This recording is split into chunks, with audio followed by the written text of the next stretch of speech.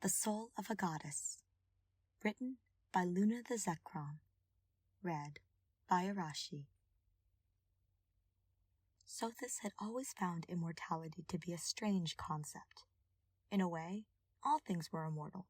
The whole world was made of stardust, and although the form of that dust might change over time, none of it was ever truly lost. Sothis's children had never seemed to fully understand that. They were all focused on the shape of their lives, the breaths they took, the words they spoke, the smiles they shared, and the warmth they gave to others. To them, those things were life, and anything different was death. Perhaps they were incapable of seeing the world the way she saw it. After all, she was the progenitor god, and they were not. Sothis could remember a time when she had no kin. She had once been the sole divine being in the world, until she had brought all the others into it through her own flesh and blood. Her children, through no fault of their own, could never fathom such a thing. Perhaps just as important was the fact that they had been born alongside humans, whose bodies were affected drastically by the flow of time. Their empathy for those humans would always color the world differently for them. They saw life the way humans saw life, even though their own was fundamentally different. Unlike humans, divine beings could not truly die. Even as Nemesis slayed her body and hacked it to pieces, Sothis lived on.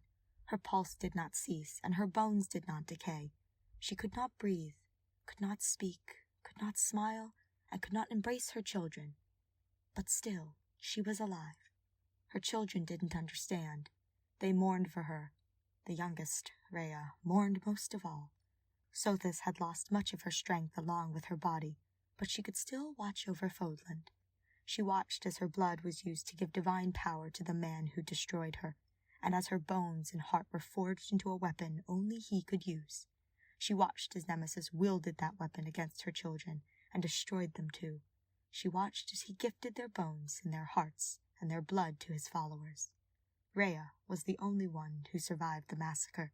She gathered a few of her brethren that remained, the descendants of her siblings who had married humans, and waged war against Nemesis and his followers.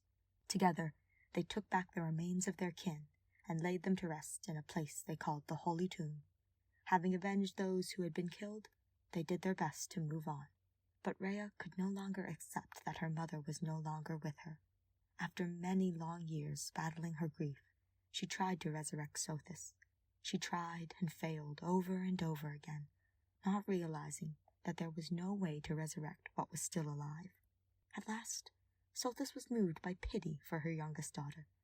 She would not return to her corporal form the way Rhea so badly wanted her to.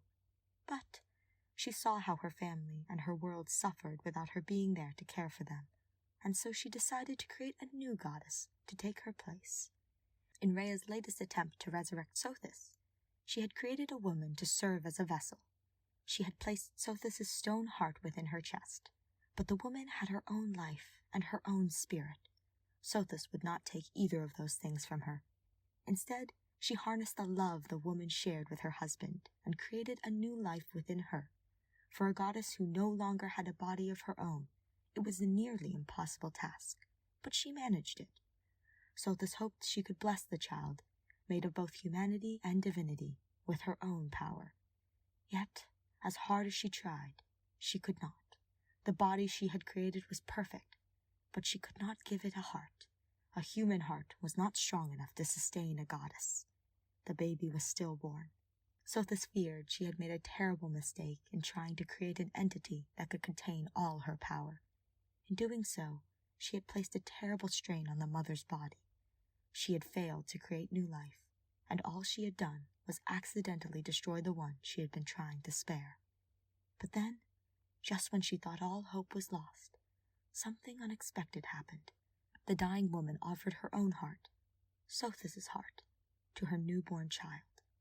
Rhea accepted this, placing the stone within the baby's chest, and so the vessel that Sothis had so painstakingly created was given the heart of a goddess. Still, a goddess was more than just a body and a heart. She also needed a mind and a soul. But all of Sothis's power had already been spent on the body.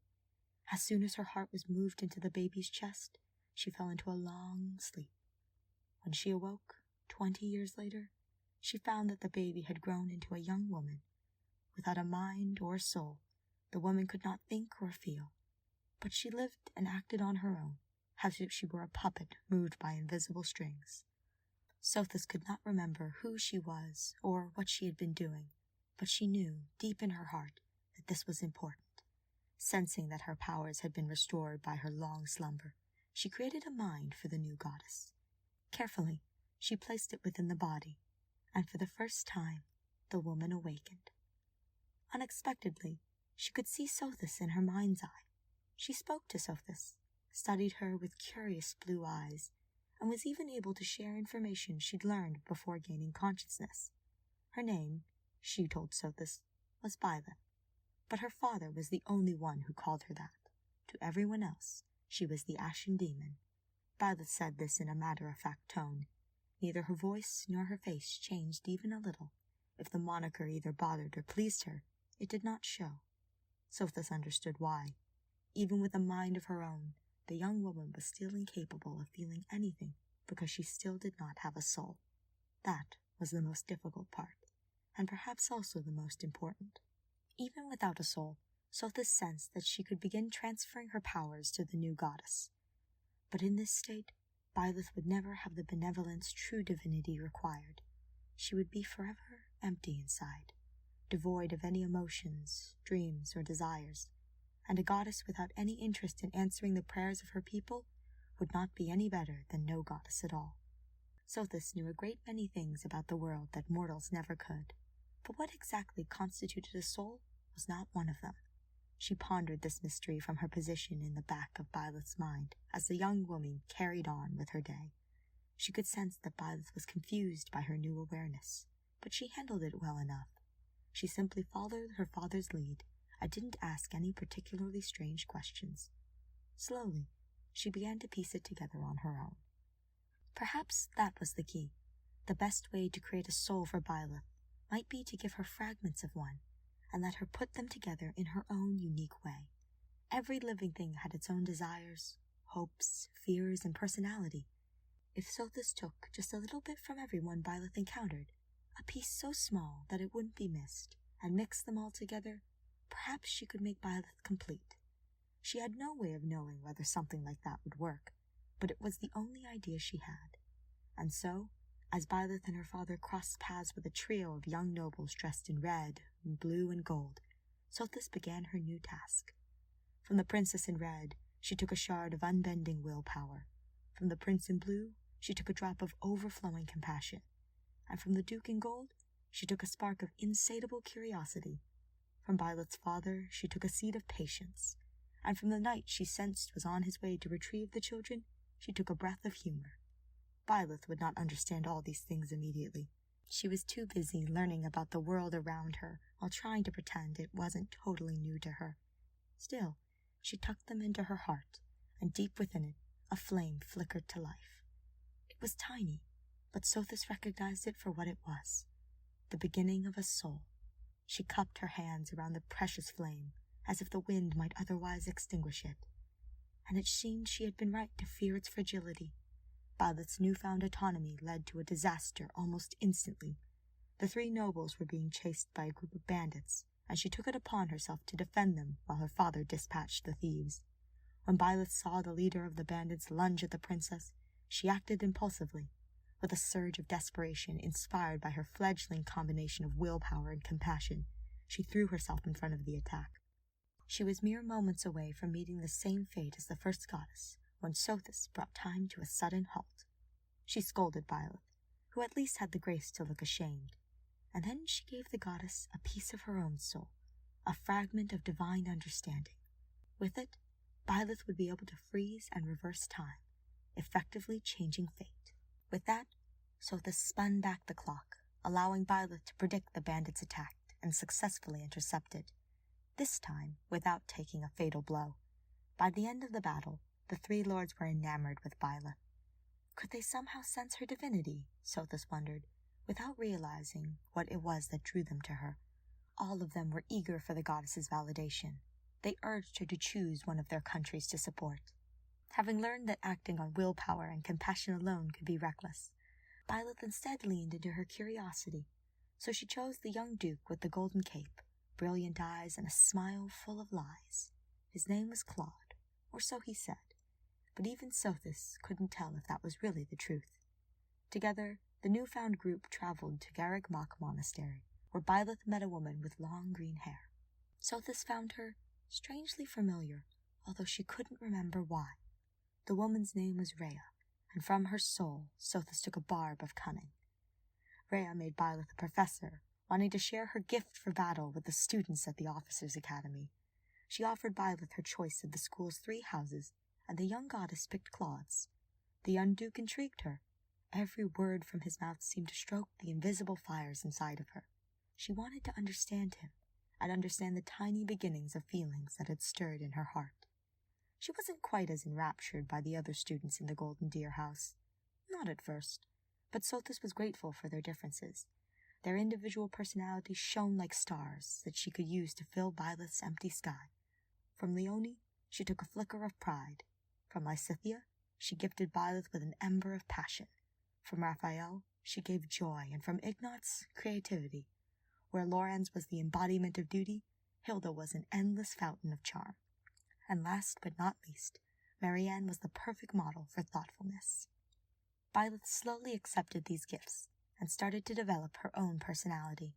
Along with curiosity, protectiveness towards her students became the main driving force in her life. Sothis had not directly given that to her. She could only assume Byleth had created it by combining her soul's gifts in a new way. She hoped that meant her plan was working. The more time she spent watching over Byleth, the more proud of her she became. Although the young goddess didn't act even remotely normal, she frequently fixed people with an unblinking stare, spoke her mind with no regard for social norms, and only ever seemed excited about fishing. She was a very capable teacher. The students had begun to flourish under her command. They quickly grew fond of her, quirks and all. Claude, in particular, was intrigued by Byleth, just as intrigued as she was by him, and both were aware of each other's curiosity. They kept all their secrets close to the chest, knowing that to share any would be to admit some kind of defeat. It was a strange game they were playing, but neither of them found it unpleasant. In fact, they both enjoyed the time they spent together, picking up the tiniest clues from each other's words and fitting them together into understanding. Claude was a clever young man. He had a number of useful talents, both on and off the battlefield, and liked to pick up new ones whenever he could. And unlike Byleth, he was smart with people too. He always seemed to know what someone was thinking, and just how to win them over. He always had a smile or a wink or a joke to share. Still, Byleth thought that beneath his calculated charm, there was something sincere. Sothis tried not to interfere too much with Byleth's life, knowing that she needed to give some room to grow. But, as she experienced the world through Byleth's eyes, it was difficult to distance herself too much. She found herself speaking to Byleth in moments of silence, sometimes simply commenting on recent events, sometimes offering advice, sometimes even teasing. At first, Byleth would simply hum in acknowledgement, but as time went on, she began to respond to Sothis's voice in her mind. The bond they formed was unlike any other. Then again, the very nature of Sothis's existence was unique as well. She had no body, and existed solely in the mind of another. But Sothis found herself beginning to cherish her new life. She enjoyed watching Byleth explore the monastery on her days off, helping her figure out who any lost items they found belonged to, and feeling the gentle breeze by the pond when Byleth went fishing. But this peaceful existence they had stumbled upon did not last long. Each month, the Golden Deers were sent on increasingly dangerous missions, and eventually, one of those missions ended with Byleth facing off against a mysterious foe called the Death Knight, and finding a sword that was made of bone. Sothis was not sure why she was so convinced that was what the sword was made of. She did not share her theory with Byleth, not wanting to unnerve her, but she felt as if she knew this weapon, and when Byleth first took it into her hand, Sothis found herself suppressing a shudder. It felt as if the sword was somehow a part of her, but at the same time, its warm weight seemed incredibly wrong. According to Rhea, it was the sword of the Creator, a divine weapon, and Byleth was the only one with the power to wield it. Sothis wondered then if Rhea, despite Byleth's strange exterior, saw the goddess for what she truly was. After that, there was a shift in the way the two of them interacted. Rhea began to teach Byleth everything she knew, and in return, the young goddess began to consider Rhea something like a mentor. Mentor wasn't quite the right word for it, but she couldn't think of a better one. Even now, after several months of living among humans, Byleth did not understand their relationships. All she knew was that she liked Rhea, despite her sometimes harsh intensity, and that Rhea seemed to like her too. The rest of the bonds Byleth had formed at the monastery began to change as well. The students from the houses had always held her in high esteem, but it seemed they had become even more impressed by her now. Edelgard especially regarded Byleth with something like awe, some strange blend of wariness and longing. As a house leader, she could not leave the Black Eagles, but some of the students who did have the power to change classes began transferring to Byleth's. Sothis took a piece of soul from each of the new students who joined. From Caspar, it was justice. From Linhart, honesty, and from Petra, courage. Ferdinand's defining characteristic, unexpectedly, turned out to be sensitivity. She had a hard time choosing which gifts to take from Dorothea, whose main motivation was her desperate longing for love, and Bernadetta, who was afraid of almost everything. Those things were major parts of the girls' identities, but they would likely do Byleth more harm than good. Sothis needed to dig deeper to discover their better traits. Eventually, she decided on playfulness from Dorothea and fortitude from Bernie. And from Hubert, the only one of the Black Eagles who refused to leave Edelgard's side, she gave Byleth loyalty. As a whole, the Blue Lion's gifts were even more difficult to determine. Almost all of them shared a sense of duty as knights, but eventually, Sothis found what made them individuals. Ingrid's unrivaled sense of honor, Ash's clever resourcefulness, Felix's fierce righteousness, Sylvain's sharp insight, Annette's determined effort, Mercedes' pure selflessness. And last but not least, the complete, wholehearted trust that made Dedu continue to follow Dimitri, even as the rest of their classmates left to join the Golden Deer House. Dedu and Hubert were the two students who intrigued Sothis the most.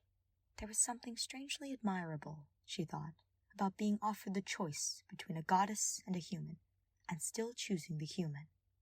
Well, no one knew Byleth was a goddess, but her having the sword of the Creator changed things.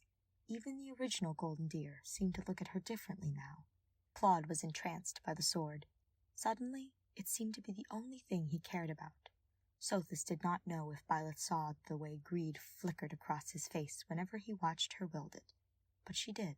She did not trust him one bit. He carved the weapon's divine power for himself. He wanted to use it for his own gain, and if Byleth was the only one who can wield it, then he would just as happily use her too.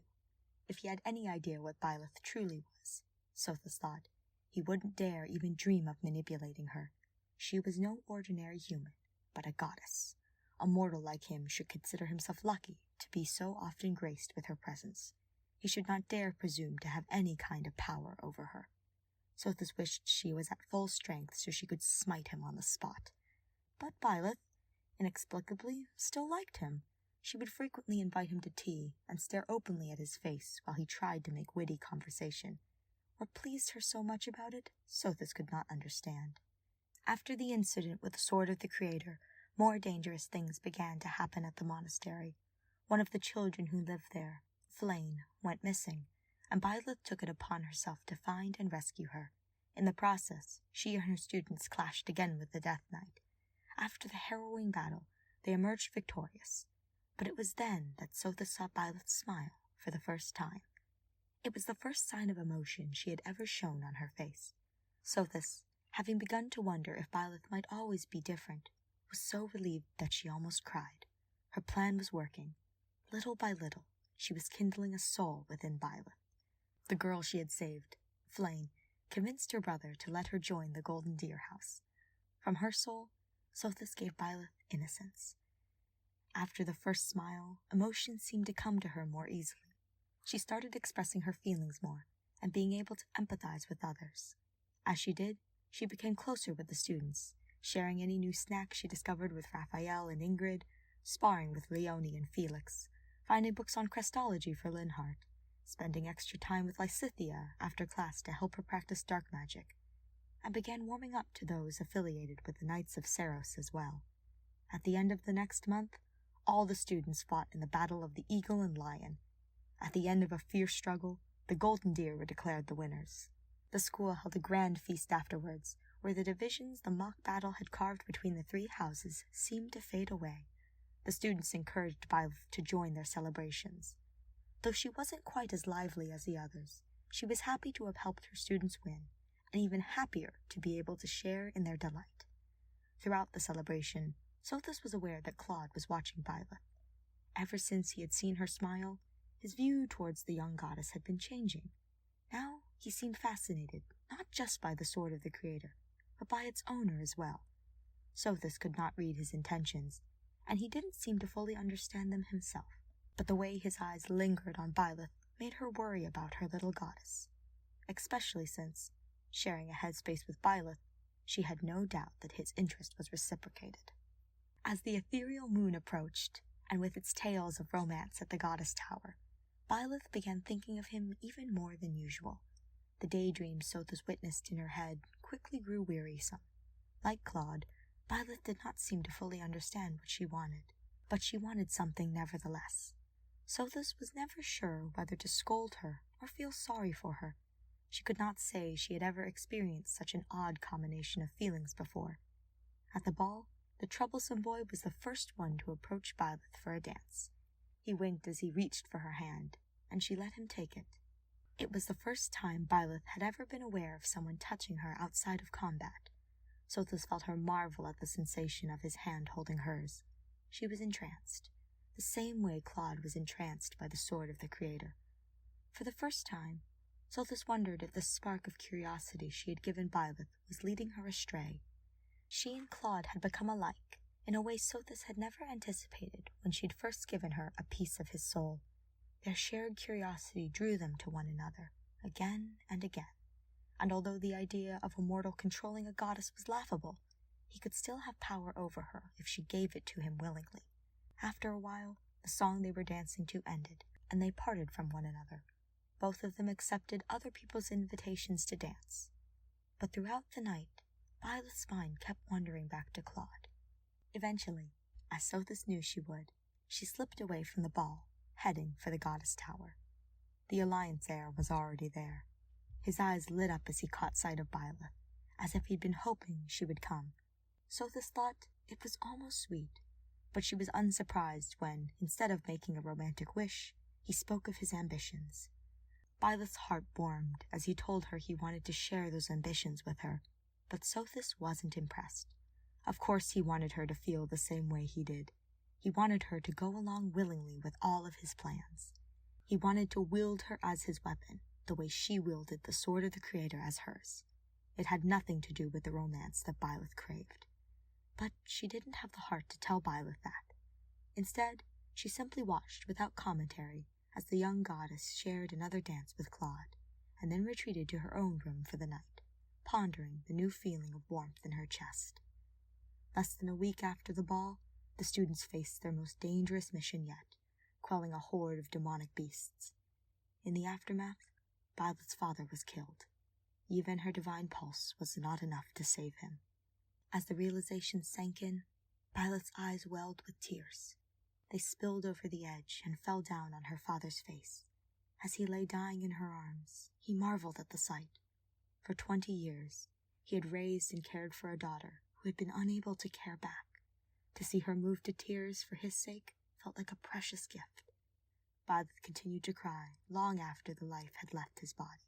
Sothis curled herself protectively around the flame in Byleth's soul, praying that the storm of grief would not extinguish it. When her tears were spent, her soul thankfully still intact, Byleth withdrew to her father's office. She searched it until she found Gerald's diary and began to read it. After all this time, curiosity was still the most influential piece of her soul, and she used it now in an attempt to burn away her grief. She buried herself in her father's writing, learning all she could about his past and her own. It wasn't long before Claude came looking for her. His eyes widened as he caught sight of the diary. Curiosity ignited. He begged her to let him read it. He promised that he knew exactly how much he was asking of her. It was this display of consideration, of understanding, that convinced her. She gave him the diary willingly, and as he took it carefully from her hands, Sothis felt a sense of trust pass between them for the first time. Claude swore his allegiance to Byleth. When they found those responsible for her father's death, he told her, he would fight alongside her. For once, he intended to let her use him the way he wanted to use her. For once, he had found someone whose goals he considered to be just as important as his own. Sothis watched as he pored over Gerald's diary, learning all he could about Byleth and the secrets of the church. He read the story of a lifetime much longer than humanly possible. He read the story of how Rhea had done something suspicious to Byleth at her birth, something that had left her unable to laugh or cry, something that had left her without a heartbeat. He paused then, remembering how he'd once suspected that Byleth wasn't actually human. Here was the proof that he'd been right. It was impossible for a human to live without a beating heart, which meant Byleth had to be something else, something that, according to Gerald's observations, most people found terrifying. But he couldn't bring himself to think of her as a monster. No matter how unsettling Gerald's initial description of her was, he was certain it no longer matched the Byleth he knew. She might have once lacked the ability to laugh or cry, but Claude had seen her do both of those things with his own 2 eyes. To him, she was human. Human enough, anyway. And so, when she asked him for his thoughts on her father's diary, the only thing Claude said was that it was clear that Gerald had treasured her. She tilted her head a little when she heard him say that, studying him like a puzzle she couldn't quite solve. But she didn't say anything else on the subject, and neither did he. It wasn't until later that he thought to wonder what had so confused her, the many things he hadn't said, or the one thing he had. For the longest time, she had never shown any kind of emotion on her face. Was it possible, he wondered, that she had simply never understood them? That she still didn't understand what it meant for one person to cherish another? Claude felt his heart twist with pity. His life had never been easy, but through all the things he had endured, he'd always known his parents loved him. He wanted to talk to Byleth about it more, but he never got the chance. Soon after they spoke to one another about the diary, the culprits responsible for Gerald's death were found. The Golden Deer united to support Byleth in her quest for vengeance, and they ended up charging straight into the enemy's trap. Byleth was lured away from her students by the sight of her father's killer, and then suddenly consumed by darkness, leaving her students behind in a state of frightened shock. Their teacher had vanished, and they had no idea what to do without her. Byleth needed to return to them. That much was clear to both her and Sothis. But there was only one way Sothis knew to escape the darkness. She poured every ounce of her divine power into Byleth's body.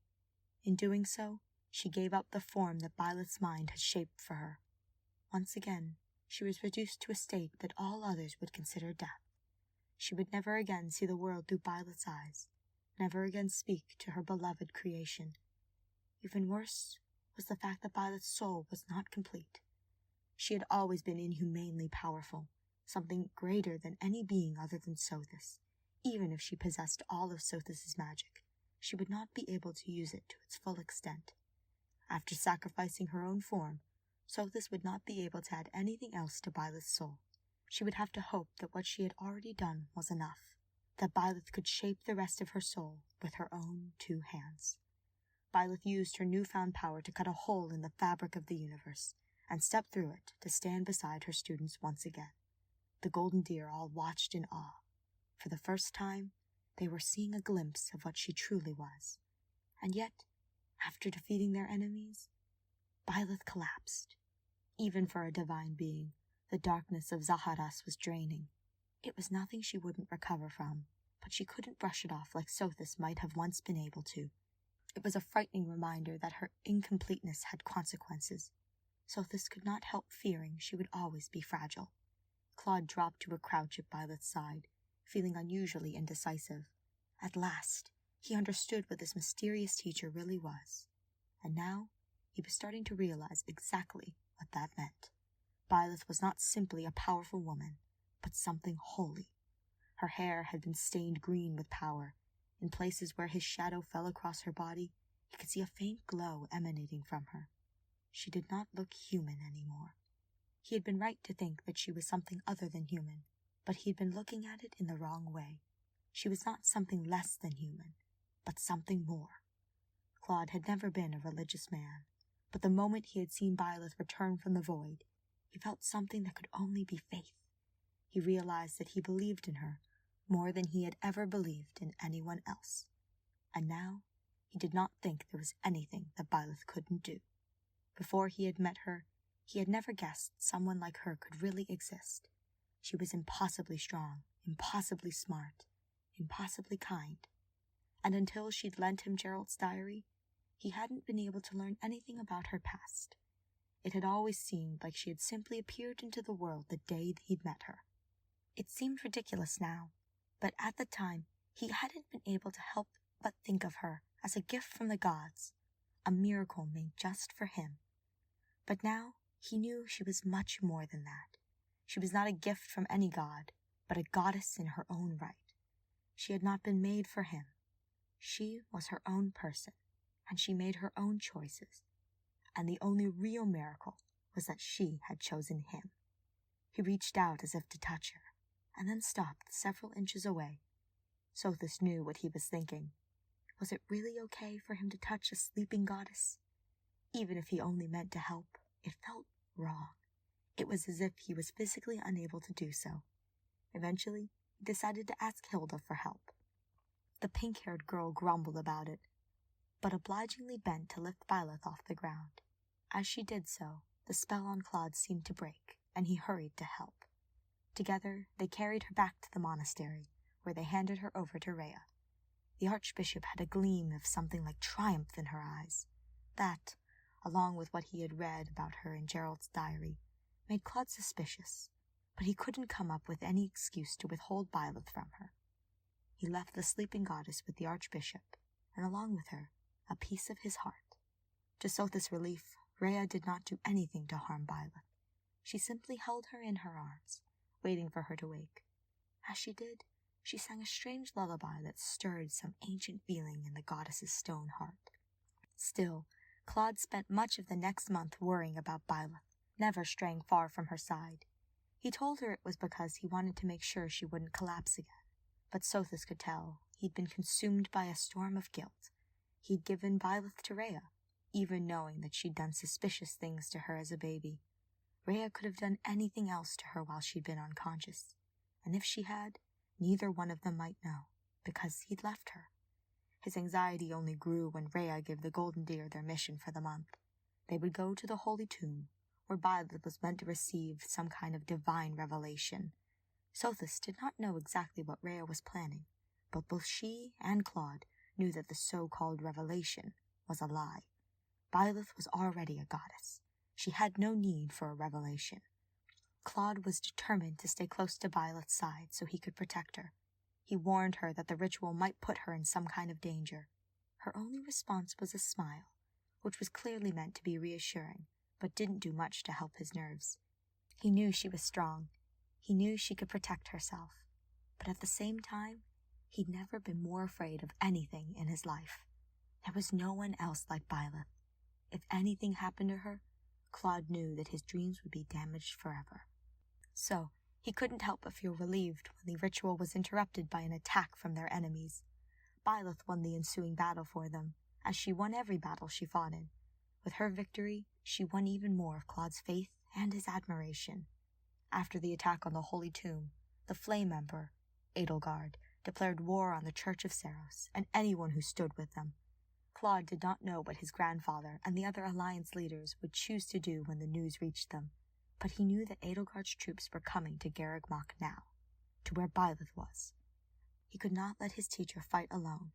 Even if the students were expected to flee the school before the next battle, Claude would not let anything stop him from fighting by her side. Logically, he knew that all the odds were stacked against them. The Empire's forces vastly outnumbered their own. Standing up against all of Edelgard's might would almost certainly be a suicidal course of action. But he had seen Byleth cut through the very fabric of existence. In all the time he had known her, she had never once lost a battle. If she told him they could survive this, then he believed her. They would not die here. Even so, He took the time to speak to her alone before the fighting began. His face was more serious, his expression more genuine than ever before. Over the months she had spent living in Byleth's head, Sothis thought she had become more familiar with Claude than she had ever been with any other human. She knew all his lofty goals, his tricks and schemes, and yet he still managed to surprise her now. As he looked at Byleth, his plans were far from his mind as they'd ever been. In that moment, he didn't care about what she could do for him.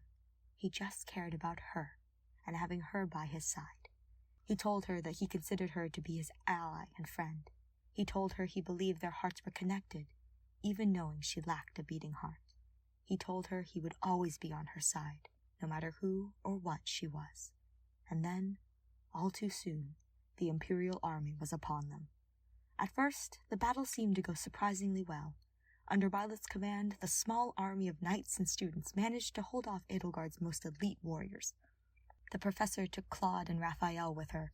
Together, they plunged through the center of enemy forces, until Byleth crossed blades with the Flame Emperor herself. She hoped they might be able to force Edelgard to retreat quickly before she could receive reinforcements. But the Emperor was stubborn as ever and held her ground. She endured the combined forces of Byleth, Claude, and Raphael's attacks until another wave of soldiers arrived to support her.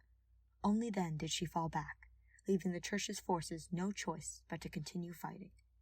As the battle raged on, the onslaught of enemies seemed endless. Byleth steeled herself, preparing to lay down her life to defend Garreg Mach. But just when all seemed hopeless, she felt the gentle weight of Rhea's hand on her shoulder. She turned and saw the Archbishop give her a reassuring smile. She told Byleth that she was entrusting the care of everyone at Garreg Mach to her. And then, as the young goddess ran to help her people, Rhea stood alone against thousands of soldiers and transformed into a mighty dragon. Sothis could not describe the emotion that flickered to life in her heart as she watched the divine beast fly into battle. All she knew was that it was some ancient and powerful feeling, something she had long forgotten. For a moment, it seemed as if the dragon's appearance would single-handedly change the tide of battle. Her breath lit a towering wall of flames across the battlefield, blocking the Imperial army's advances. The massive wave of reinforcements wavered, and then, amazingly, began to fall back. But then there was a vicious snarl as 3 demonic beasts charged into the fray and leapt at Rhea. Byleth knew that the Archbishop had intended for her to stay out of the rest of the fighting, but she could not stand by and watch as the demonic beasts tore at Rhea's wings with their teeth and claws. She ran towards the brawl as fast as her legs could carry her and unleashed the sword of the Creator to its full length, a desperate cry tearing from her throat. In that moment, the young goddess finally understood what Rhea meant to her. She was the closest thing to a mother that Byleth had ever known, the closest thing to family she had left. She would not allow anyone or anything to take that from her. Her strike hit one of the beasts right between the eyes. With Byleth's help, Rhea managed to shake off the other 2 demonic beasts, but there were still more enemies coming. Among them was a wicked mage, so twisted by dark magic that he seemed to be more demon than human. Byleth only had a moment to stare before a spell she had never seen before was aimed her way. Faster than she thought possible, it struck her in the chest. She was sent flying backwards by the force of it. She struggled to remain her footing, only to realize the ground beneath her was crumbling away. She was falling. As she plunged into the jaws of the canyon that had suddenly opened beneath her, she thought she was screaming, too, but she couldn't hear her own voice over the sound of Rhea's desperate roar. Sothis herself would have screamed if she had been able. She felt her link to the goddess's mind shatter as Byleth hit the sharp stones below with deadly force. She reached into Byleth's heart, her own heart, searching frantically for some hint that everything hadn't just ended in disaster. To her relief, she felt the familiar flicker of warmth she had spent so long protecting. Byleth's soul was still intact, even if her body had been terribly damaged. Sothis tried as hard as she could to mend the body, but she found that she didn't have the strength. She had given it all to Byleth, who was in no state to wake herself now. Eventually, she was forced to accept that there was nothing she could do to help her beloved creation. For the first time, the great goddess Sothis understood what it was like to be completely powerless. The only thing she could do now was watch, as Byleth lay unmoving at the bottom of the chasm. Steeling herself, Sothis gathered the tiny fragments of power she had left and sent her consciousness up to the world above. She could not stay here and grieve. She needed to find out what was happening in Byleth's absence. It seemed that the battle had ended soon after she had fallen. Now all the students had regrouped with the Knights of Saros at a safe distance from the monastery. But no matter how long they waited for her, Byleth did not meet them there. Her students spoke to each other in nervously hushed voices, asking if anyone had seen what had happened to her, but no one had. All Claude knew was that there had suddenly been a dragon. And that's it. Byleth and Rhea had disappeared in the chaos of battle, but he and all the other students had survived, as Byleth promised him they would. They had not quite won, but they had somehow managed to repel Edelgard's army. They had done what Claude had believed to be impossible. The others were terrified they had lost Byleth forever. But Claude's heart was filled with a strangely calm certainty. Byleth was his miracle, his goddess. Not even death had the power to take her away from him. Sothis had spent many months giving Byleth tiny pieces of other people's souls. Slowly, Byleth had accepted those pieces and begun assembling them into something greater. Every day, she had improved, getting ever so slightly closer to the true divinity that Sothis had intended for her. But Sothis had expected many years, perhaps even decades, to pass before Byleth finally became complete. She had greatly underestimated the power of Claude's faith. The young Duke did not know what had happened to Byleth, or where she was. He had spent several weeks looking for her before reluctantly returning to the Alliance, empty-handed. But even then, he believed she would return with all of his heart, and even from that distance, his faith reached the sleeping Byleth. Her soul burned brighter and brighter every day, until what had once been akin to a candle blazed like a bonfire. A little less than 5 years after her disappearance, the day before Byleth had promised she'd reunite with her students at the Millennium Festival, Sothis regained enough of her own power to wake her. As soon as Byleth learned what day it was, she hurried to the ruins of the monastery. The goddess tower was still mostly intact, so she climbed it. In her heart, she knew that her students would be there to meet her, no matter how long she'd been missing. But at the top of the tower, the only person she found was a stranger. A man with a golden cape, brilliant eyes, and an unfamiliar smile. Then she blinked, and suddenly he wasn't a stranger anymore. He was Claude, older and taller, but still the same Claude she'd come to know as well as she knew herself. He told her that he'd never given up on her coming back. In response, Byleth gave him a radiant smile. It had been a long time since they'd seen one another, but Sothis sensed that their bond was strong as ever. And although her body hadn't aged a day, Claude could feel that something about Byleth had changed. He invited her to fight off some bandits with him, wanting to find out exactly what had. He made it sound as though he was worried her skills might have rusted, but in reality, she seemed stronger to him now than ever. Being close to her made him feel stronger too. It wasn't much longer before the rest of the students returned as well. They caught sight of Claude and Byleth fighting side by side and were filled with hope. As they fought the bandits, Sothis noticed Byleth's motions were more infused with a new sense of grace. She swung the sword of the Creator as though it were an extension of her body, allowing its momentum to guide the rest of her limbs. Watching her fight was not unlike watching Rhea assuming her dragon form. Byleth was overflowing with divine power. Sothis and the students alike could sense that this was a leader who could protect her people, a leader who could change the outcome of a battle, even a war, all on her own. Together, the Golden Deer took out foe after foe. By the end of the battle, they were all breathing heavily, but when Byleth turned to Claude with a smile, he could see that there wasn't a scratch on her. As they crowded around her, Byleth's former students found themselves filled with a familiar sense of awe. Their professor had returned to them from the dead. Suddenly, anything seemed possible. So when Claude suggested they join with the Church of Saros to fight back against the Empire, they all agreed.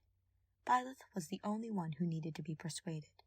She was much more concerned about finding Rhea than fighting Edelgard, but Claude talked her into it, telling her that all his plans were simply words without her. Her resistance melted then, the way it always did whenever someone needed her. They started their offensive almost immediately, hoping to take their enemies by surprise. Even Claude could hardly believe how well it worked. In a matter of months, they were able to turn the tide of war and began advancing towards Enbar. They even managed to avoid taking many casualties along the way, thanks to Byleth's combination of ingenious tactics and sheer strength. But even so, Claude sometimes worried that their good fortune wouldn't last. That one day he would somehow overestimate his army, and that everyone he cared about would suffer because of it. When those fears struck him, most often in the middle of the night, he would seek out Byleth's reassurance. It seemed she was always awake when he needed her. At first, Claude assumed that she suffered from insomnia too, but as time went on, he began to wonder if she simply knew somehow when he wanted to see her. The nights they spent together, simply talking, were something Claude cherished. In the dark, being honest didn't seem quite as difficult somehow, and in the dark, it was clearer than ever that Byleth glowed, as if she were made of moonlight. Whenever he saw her smiling like that, he was reminded that she was not human, and that she did not have a human's limits. She would lead them to victory, and she would protect them all. And besides all of that, being with her just made him feel happy, in a way he'd never felt before. He could be himself, and she would never judge him. Sometimes she wouldn't even seem to notice the ways he was unusual. She looked at him as if his schemes were not something to be suspicious of, but something to admire. She looked at him as if he wasn't a strange outsider, but a trusted friend. She looked at him as if he mattered. Claude found himself wishing he could keep her by his side for the rest of his life. He started to wonder what it would be like to fall asleep and wake up in her arms. He did his best to drive the idea from his mind. Although she sometimes seemed to tread the line between divinity and humanity, he knew she was a goddess. It was only natural that he would be drawn to her perfection, and he was not blind. He could see that many among their ranks also had feelings for her. He was not unique in that regard, but the nature of her existence was so different from, so much greater than, any of their own. Byleth had never seemed to feel emotions the way humans did. He could not presume that her heart was capable of being won the way a human's was. Claude told himself that he was lucky enough to have her fighting alongside him in this war, working to make his dream reality. He already asked so much of her, it would be selfish of him to ask for anything more. He had tried to direct his romantic feelings elsewhere. There were plenty of other good, strong women in the army whose affections he once would have been delighted to win. But now, as much as he valued them as people, as friends, something he once would have given anything to have, their admiration could not ease his longing for Byleth's. Claude had fallen for a goddess, and there was no one he could love even half as much. Eventually, he gave up trying. He had to accept that his heart belonged to her, whether she wanted it or not. He had already devoted himself to her, and that devotion was forever. Sothis was touched by how deep his feelings for Byleth went. She could hardly believe this was the same person she had once considered such a threat to the goddess. Now, there was no one more loyal to her. Unknown to Claude, Byleth did return his feelings. However, she had no way of understanding them. As powerful as the Golden Deer's faith had made her, her soul was not quite complete. It was almost whole, almost perfect, but there was a tiny piece missing. In all the time she had been conscious, Byleth had never received a verbal expression of love. Physical expressions of it had been few and far between. She cared about others, cared deeply, but she did not know what love was. Sothis watched closely as the end of the war drew nearer, hoping Claude would find the courage to act on his feelings. She knew, with a conviction she could not explain, that if he did, Byleth would finally be complete. He, and he alone, could teach the new goddess how to love. Eventually, the Alliance's attacks against the Empire were met with an army led by Edelgard herself. The ensuing battle took place on ground or field, where, 5 years ago, they had once fought the battle of the Eagle and Lion. This time, however, it was not a friendly competition, but bloody chaos. Led by an almost unrecognizable Dimitri, the ragged remains of the Kingdom Army threw themselves into the fray as well. They fought with a simple goal, to destroy Edelgard, no matter the cost. Dimitri and his soldiers ripped through the field with chaotic force, slashing at Imperial and Alliance forces indiscriminately. Byleth did her best to defend her troops without attacking the kingdoms, but it was much more difficult than fighting a straightforward battle. She used her divine pulse again and again, until she managed to pull her army through the slaughter with as few casualties as she knew she could ever manage to get.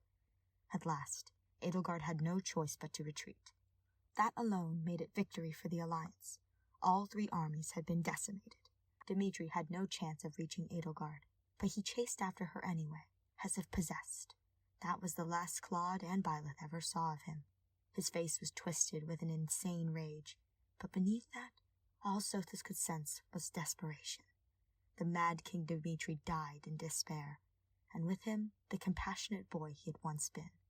All that remained of him now was a small part of the soul that lived within Byleth. Sothis watched as he took his final breaths, wishing she could have done more for him. She hoped the small gift he had unknowingly shared with Byleth had somehow made his life, so short and yet so suffering, worthwhile. The night after the battle, Lysithea approached Byleth and Claude and told them she had seen familiar enemies among the Imperial army at Grounder. She told them that the masked mages had experimented on her and other children of House Ordelia. She had been the only survivor, and even now she was slowly dying because of what they had done to her. Her hair had turned white and her body was failing her. One look at her face made it clear that Lysithea was not looking for pity. She was warning them about what these strange foes were capable of, the inhuman things they had been willing to do. Byleth and Claude did not take that warning lightly. Having driven Edelgard's forces from Grounder Field, and now knowing to be even warier of her mysterious allies, they decided to move on to Fort Mercius while it was left relatively unguarded. Under Byleth's leadership, and with Claude's idea to call upon the Almiran army for reinforcements, they were able to conquer it. But within moments of their victory, strange weapons made of light fell upon the fortress. It was reduced entirely to flaming rubble, destroyed so thoroughly that it was as if the once impregnable fortress had never stood there at all.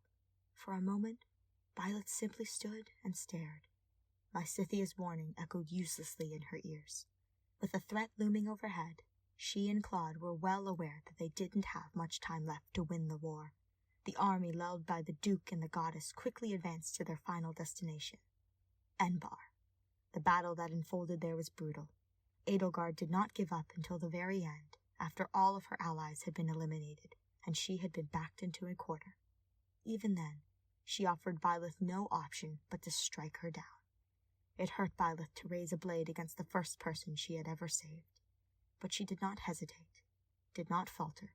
The willpower Sothis had taken from Edelgard had never before seemed like such a cruel gift. As Edelgard fell, Byleth's face twisted in anguish. She shuddered, and it was like a great crack had torn through her once unbreakable will. Sothis felt her pain. She no longer feared that Byleth was fragile. Byleth was a goddess. 5 years ago, she had been killed in battle, and yet with the faith of a single human being, she had become strong enough to return. Right now, she was feeling as if she had been destroyed, but Sothis knew she would be all right in the end. She had Claude and the rest of her former students there to support her. Claude would never quite know what killing Edelgard had done to Byleth, but neither of them would have any time to mourn.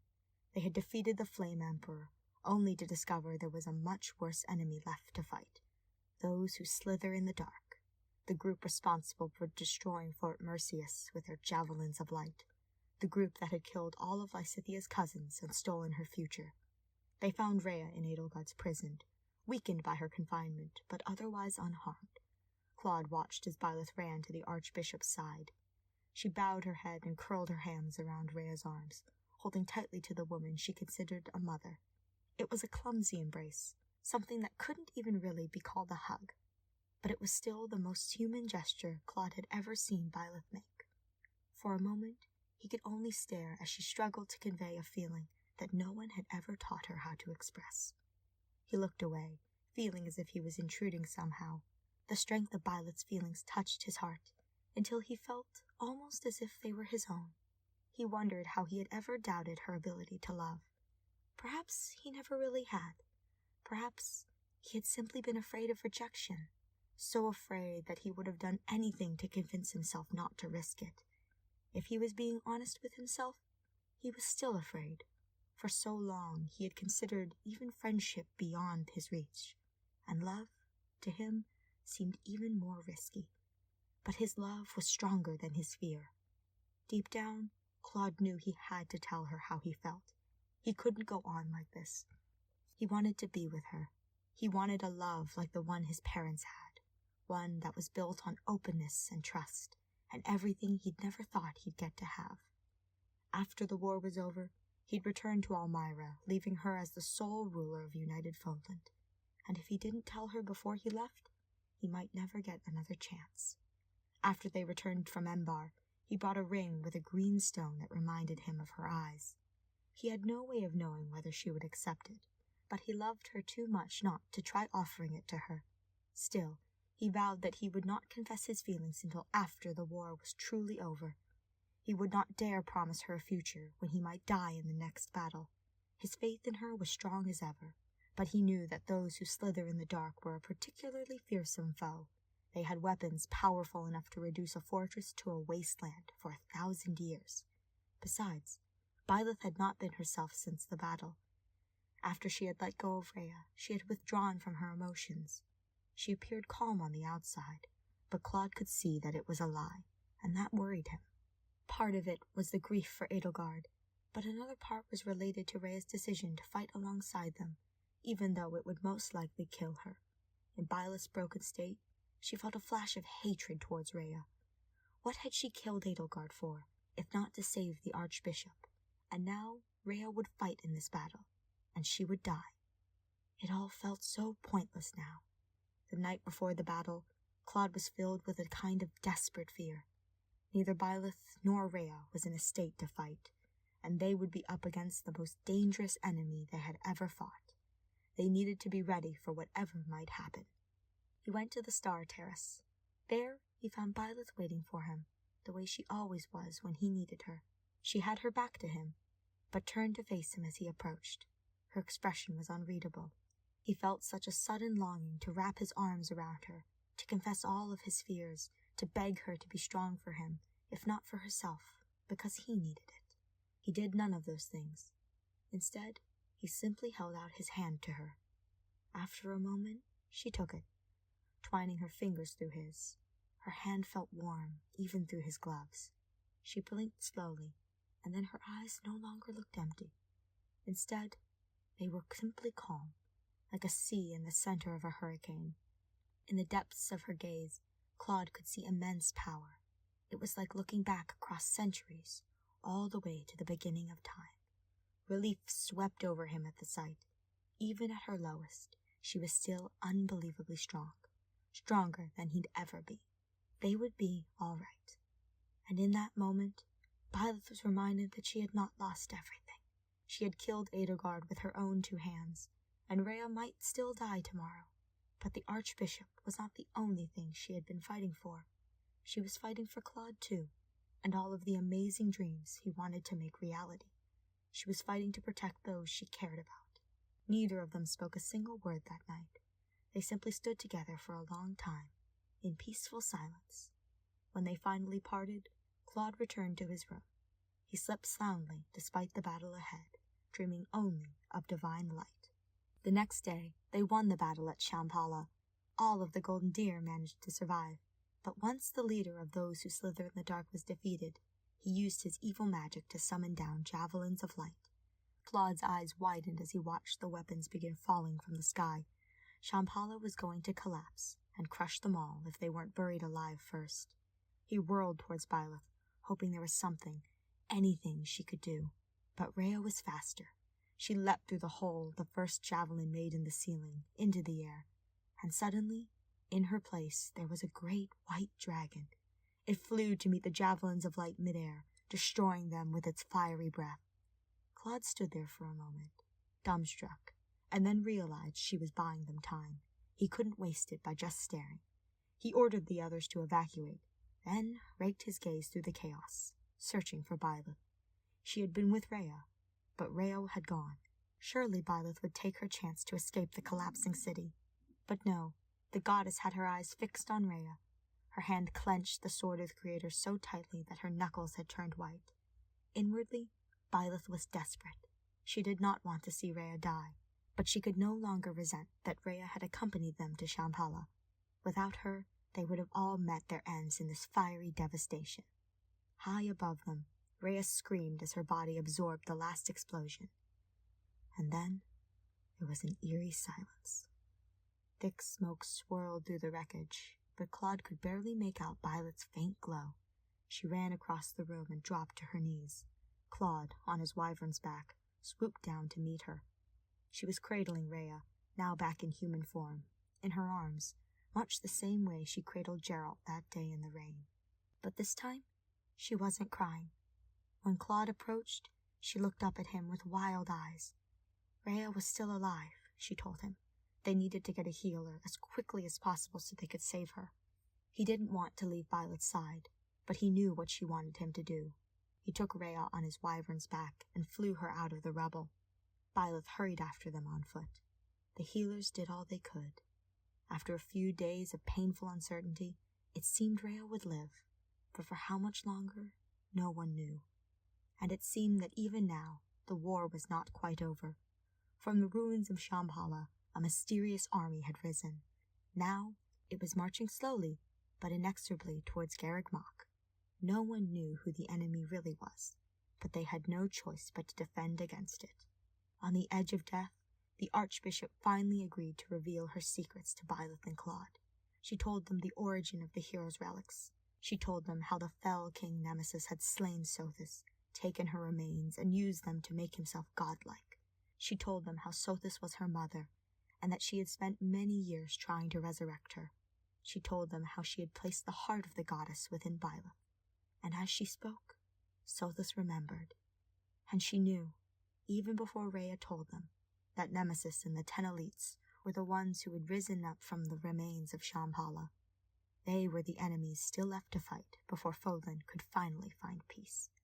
Rhea never said that she had once hoped to sacrifice Byleth so Sothis could return in her place, but Byleth and Claude and Sothis all understood. Byleth was heartbroken. She had loved Rhea as a mother, but was now forced to accept that Rhea had only cared for her, believing her to be someone else. Yet even so, Rhea had saved all of their lives at Shambhala. Byleth could never truly hate her, so she found herself stuck with a feeling of emptiness that could not be filled by either love or hatred. Deep down, she feared that there was no one left in this world who loved her. Geralt, Sothis, Rhea. She had lost all of them. Perhaps there would come a day when Rhea could love her for who she really was. But right now, the all-consuming hole in Rhea's heart left little room for anyone else, and Byleth felt as if she was all alone. Distantly, she knew that the Golden Deer all cared about her. Only a month ago, Claude had reached out to comfort her, but did that really mean anything? If Rhea, the kindest person she had ever known, did not truly love her, then how could any of them? Claude could not stand seeing her look so lost. He had vowed he would wait until after the war to tell her that he loved her, but he remembered the way he had approached her the night before Shambhala, and the way he had seen clarity return to her eyes, the way they'd spent so many nights together, just the two of them, and the way being with her always seemed to erase his fears. Perhaps it would make her stronger if she knew. He had a feeling she wouldn't be at the Star Terrace tonight, close to where Rhea was sleeping. But where would she go instead? He searched all over the monastery until he found her sitting on the dock by the fishing pond, absent-mindedly dipping her toes in the water. The warm summer breeze was tussling her hair. For a moment, she seemed to be entirely at peace. He walked along the dock to join her, the wooden planks creaking under his feet. Though she must have been aware of his presence, she did not acknowledge it. He hesitated, and then sat down next to her, just far enough away that they weren't quite touching.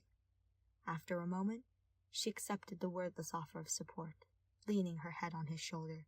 He tried not to shiver at the physical contact, but failed. After all, he could count the number of times he'd touched her before on one hand. He studied her face, which was still blank and calm. He had a feeling that it wasn't portraying her true feelings, though, and he was proven right when she turned and buried her face in his shoulder. Her body began to shake with silent sobs. Carefully, he wrapped his arm around her and held her tight. He whispered soft reassurances, and then 3 words, his most precious secret, into her soft green hair. She looked up at him, first with surprise and then something like wonder. Very gently, she reached out her hand and touched the side of his face. Byleth did not return Claude's declaration of love then, but the look he saw in her eyes was enough for him. The feeling of her breath on his cheek as she leaned in close to him, the softness of her lips against his, those things confirmed she felt the same. He touched her cheek, and she took his hand in hers, removing his gloves so he could press soft kisses to his palm and fingers. His hands were covered in calluses and small scars from years of handling weapons, but she didn't seem to mind. Her lips trailed gently over each of them, as if she wanted to memorize the pattern of his skin. Both of them longed for more, but they knew that this was no time to be distracted by their feelings. They had a duty to see this war through, and after that, to rebuild Fodland. There would be time for love later, hopefully an entire lifetime's worth of it. Still, they couldn't bring themselves to part. They stayed awake, speaking softly to one another and gazing out across the water for much longer than they should have, both reluctant to head to bed if it meant leaving the other's side. Claude would have been happy to stay there all night, but after the stars and the crescent moon had drifted a considerable distance across the sky, Byleth took him by the hand and led him away. He didn't know what she had in mind, but he followed her anyways. He knew, deep in his heart, that he'd follow her anywhere. She brought him to her room, reminding him that they were marching tomorrow, and that there was no way she would let him do that without getting any sleep. If neither of them wanted to separate, they could simply go to sleep together. They curled up together in her bed, taking comfort in each other's closeness despite the overwhelming summer heat.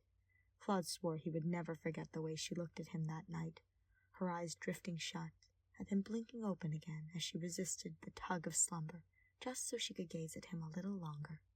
Despite her efforts, she eventually dozed off. Only then did Claude allow sleep to steal him away. His last coherent thought was that Byleth looked more radiant than ever, as if she was a star that had fallen from the heavens. The next morning, he woke up in her arms. Despite the battle awaiting them, Claude's heart was filled with calm contentment. As he ran his fingers through Byleth's luminous green hair, he noticed something strange. His hands, which had last night been covered in dozens of small scars, now appeared to be smooth and unblemished.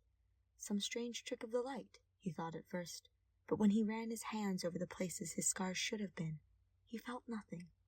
But he didn't have time to ask Byleth for an explanation. As soon as she woke up, she swept him away to join the rest of the army to prepare to fight Nemesis. Byleth was aware that Nemesis was a greater threat than they had ever faced before. He had killed Sothis, the progenitor god, her guardian and friend. But she knew that with her beloved golden deer by her side, she would not lose. They believed in her, and she believed in them. They loved her, and she loved them. Claude stayed close to her side throughout the battle, worried that the God-Slayer would find a way to slip through their defenses and kill her, the way he had killed the first goddess. But his fears turned out to be unnecessary. When Byleth engaged with Nemesis, she fought more powerfully than ever. Their twin weapons whirled around them, glowing so brightly that they were almost painful to look at.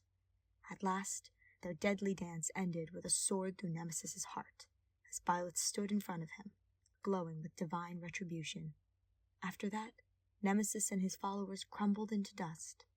Byleth closed her eyes as the wind swept them away, hoping that Sothis could see her now, and that she would be able to rest more easily now that she had finally been avenged. Sothis indeed felt better, but it had less to do with Nemesis's defeat, and more to do with the fact that her beloved successor had finally become complete. Sothis knew that she no longer needed to worry about Byleth. She could fully entrust her world and her people to the new goddess's care. Fodland would be all right. Byleth led her people back to the monastery, where many of them returned to their rooms to rest and recover from their wounds. Byleth was unharmed, so she went to visit Rhea and tell her news of Nemesis's defeat. When she told the archbishop what happened, Rhea began to weep. Byleth wrapped her arms round the older woman and held her tight. Rhea cried for a long time, and Byleth knew her tears were not just for the world they had protected, but for the mother she had finally accepted would never return. The next day, a miracle happened. The healers declared that Rhea, who they had all feared was slowly approaching death, seemed to have made a full recovery. The war was finally over, and along with peace came the need to restructure the government of the newly reunified Fodland. Byleth had assumed that the leader of the victorious army, Claude, would take leadership, or perhaps the Alliance Round Table would be expanded to include nobles from the former empire and kingdom as well. But instead, he approached her and told her that he wanted her to be queen. She protested at first, but eventually accepted the crown. She did it for Claude, knowing that his mind was already 10 steps ahead of hers, whirling through the fine details of some scheme that she'd probably never know half of. She knew him well enough to know that anything would be worthwhile if she did it for him and his dream. All she asked was that he return to her side when he could. He gave her the ring he'd bought for her, and she accepted it with a smile. Claude left for Elmira the day of her coronation, working towards a goal of his own. Tales of how he'd conquered all of Fodland alongside a strange warrior goddess had reached his homeland, and he found that his public image there was much better than it had been when he'd left. All he had to do now was form good relationships with influential members of Elmiran society so they'd accept him when he claimed the throne. He exchanged letters with Byleth on a weekly basis, and she told him about all the reforms she was making in Fodland. One of the first things she had done was disband most of the army, sending all those who had fought in the war back to their families. She had also created a new round table to serve as her advisors, which, rather than being made up of nobles, would consist of periodically elected officials.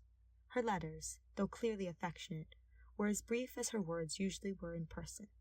Claude learned just as much about what was going on in Fodland from listening to the rumors that found their way across Fodland's throat.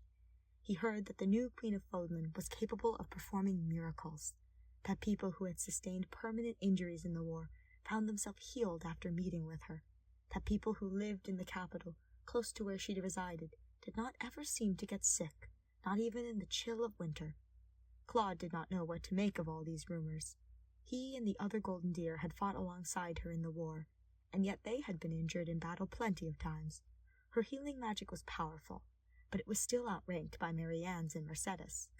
Even so, he could not forget the way she had kissed his hands all night before their battle with Nemesis, and the way his numerous scars had vanished overnight.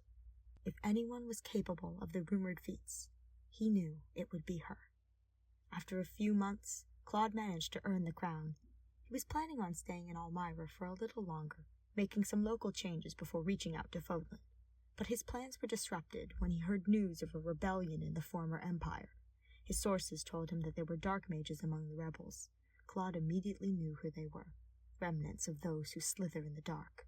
Byleth had defeated them before, and he knew that in normal circumstances she would be able to defeat them again.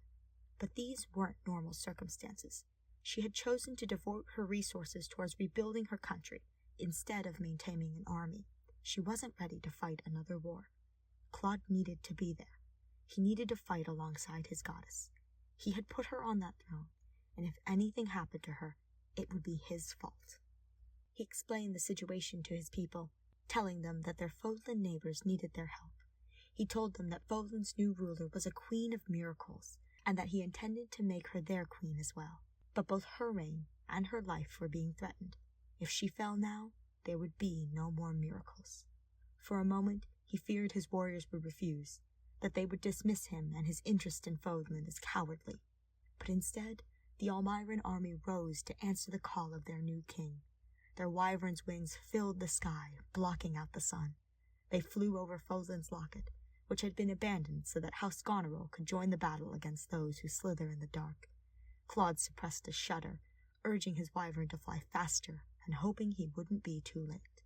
When they arrived at Deirdre, he immediately spotted Byleth in the middle of the chaos, fighting like the warrior goddess he knew she was. A handful of the Golden Deer were scattered across the battlefield, but most of them were absent.